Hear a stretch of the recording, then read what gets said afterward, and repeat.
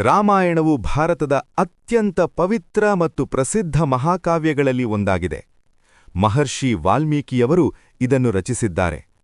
ಈ ಕಾವ್ಯವು ಮನುಷ್ಯನಿಗೆ ಆದರ್ಶ ಜೀವನ ಹೇಗಿರಬೇಕು ಎಂಬುದನ್ನು ಕಲಿಸುತ್ತದೆ. ಅಂತಹ ಸುಂದರವಾದ ಕಥೆಯನ್ನು ಈಗ ನೋಡೋಣ ಬನ್ನಿ.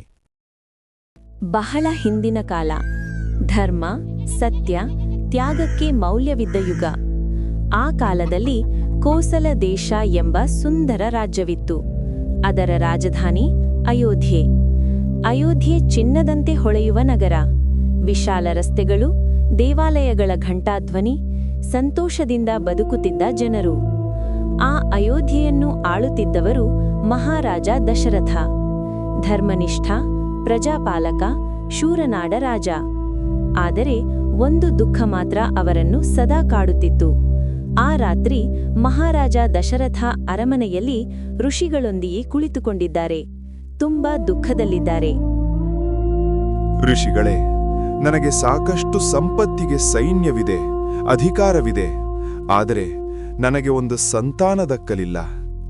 ನನ್ನಾಸೆ ಒಂದೇ, ಯಾವಾಗಲೂ ನನ್ನ ಪ್ರಜೆಗಳನ್ನು ಸುಖದಿಂದ ನೋಡಿಕೊಳ್ಳಬೇಕು. ಆದರೆ ನನ್ನ ನಂತರ ನನ್ನ ಪ್ರಜೆಗಳು ಅನಾಥರಾಗುತ್ತಾರಲ್ಲವೇ? ರಾಜನೇ, ಪುತ್ರಕಾಮೇಷ್ಟಿ ಯಾಗ ಮಾಡಿಸಿರಿ. ದೇವರ ಕೃಪೆಯಿಂದ ನಿಮಗೆ ಸಂತಾನವಾಗುವುದು. ವಸಿಷ್ಠರೇ, ನೀವು ಹೇಳಿದ ಹಾಗೆ ಆಗಲಿ.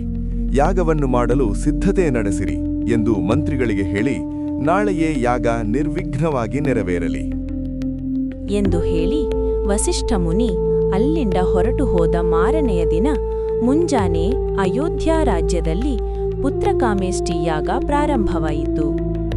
ಆ ಅಗ್ನಿಯಿಂದ ಒಬ್ಬ ಮಹಾಪುರುಷ ಪ್ರತ್ಯಕ್ಷನಾದನು. ಅವನ ಕೈಯಲ್ಲಿ ಒಂದು ಚಿನ್ನದ ಪಾತ್ರೆ ಇತ್ತು. ರಾಜನೇ, ಈ ಪಾಯಸವನ್ನು ನಿಮ್ಮ ರಾಣಿಯರಿಗೆ ನೀಡಿರಿ. ನಿಮಗೆ ಶ್ರೇಷ್ಠ ಪುತ್ರರು ಜನಿಸುವರು. ದಶರಥನು ಭಕ್ತಿಯಿಂದ ಕೈಮುಗಿದು ಆ ಪಾಯಸವನ್ನು ಸ್ವೀಕರಿಸಿದನು. ತಕ್ಷಣವೇ ಅಗ್ನಿಯಲ್ಲಿದ್ದ ಪುರುಷ ಮಾಯವಾದನು.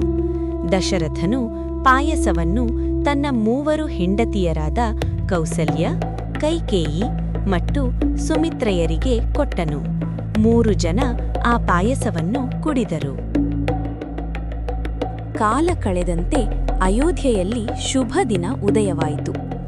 ಕೌಸಲ್ಯಾದೇವಿಗೆ ರಾಮನ ಜನನ, ಕೈಕೇಯಿಗೆ ಭರತನ ಜನನ, ಸುಮಿತ್ರೆಗೆ ಲಕ್ಷ್ಮಣ ಮತ್ತು ಶತ್ರುಘ್ನರ ಜನನ. ನಗರವೇ ಹಬ್ಬದಂತಾಯಿತು. ಘಂಟೆ, ಶಂಖ, ಮೃದಂಗದ ಶಬ್ದಗಳು ಅಯೋಧ್ಯೆಯನ್ನು ತುಂಬಿದವು.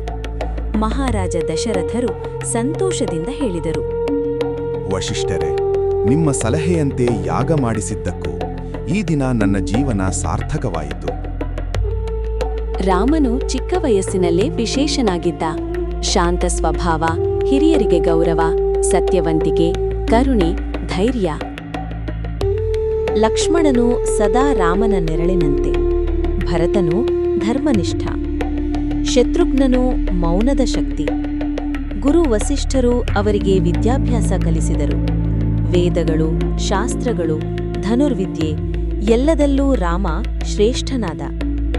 ಅಯೋಧ್ಯೆಯ ಜನರು ಹೇಳುತ್ತಿದ್ದರು, ಇವನು ಸಾಮಾನ್ಯ ರಾಜಕುಮಾರನಲ್ಲ, ದೇವರ ಅವತಾರವೇ ಆಗಿರಬೇಕು.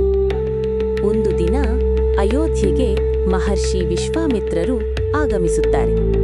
ಅವರು ದಶರಥರ ಮುಂದೆ ಗಂಭೀರವಾಗಿ ನಿಂತು ಹೇಳುತ್ತಾರೆ, ರಾಜನೇ, ನಿಮ್ಮ ಮಗ ರಾಮನ ಸಹಾಯ ನನಗೆ ಬೇಕು.